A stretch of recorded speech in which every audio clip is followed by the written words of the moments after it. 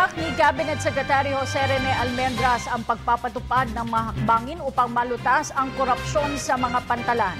Inihayag ito ni Almendras matapos ibunyag ng mga truckers sa pagdinig ng Senado ang anilay under-the-table deals o hingian ng lagay sa mga pantalan. Narito ang ulat ni Sam Ramirez.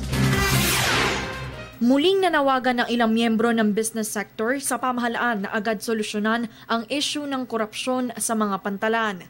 Sa isinagawang pagdinig ng Senate Committee on Trade, Commerce and Entrepreneurship na pinamumunuan ni Senator Bam Aquino, iginiit nila Roberto Suansing at Melissa Chua, representante ng mga truckers at business sector, na may mga nagaganap na under-the-table deals o hingian ng lagay sa mga pantalan.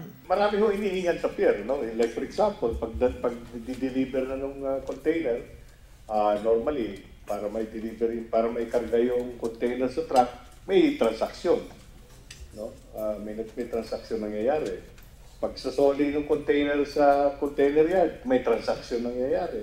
Habang nasa kalsada yung truck, paparahin niya ng enforcer, may transaksyon nangyayari.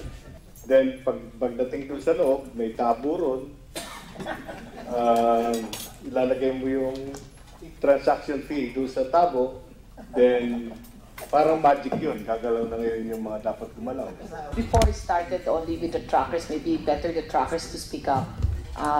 Pakikisama for merienda, maybe for 100. But now, people are taking advantage of it because they know the frustration of how to return the empties.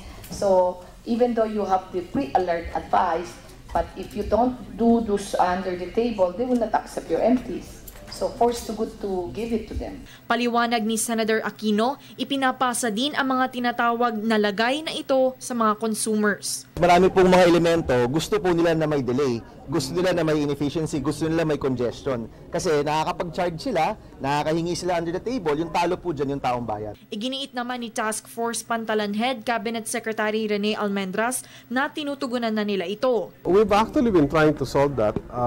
As we said, there are solutions that can be done immediately. I think if you're looking for something drastic, it's going to come when we're able to put the systems in place. Kasi one of the reasons for corruption is the lack of transparency. Samantala, nangangambang muli magkaroon ng pagsisikip sa mga pantalan dahil sa inaasahang pagdagsa ng mga imported goods sa bansa dahil sa Christmas season. Bagay na nangakong tinutugunan din ng Task Force Pantalan. Para sa Telebisyon ng Bayan, Sam Ramirez.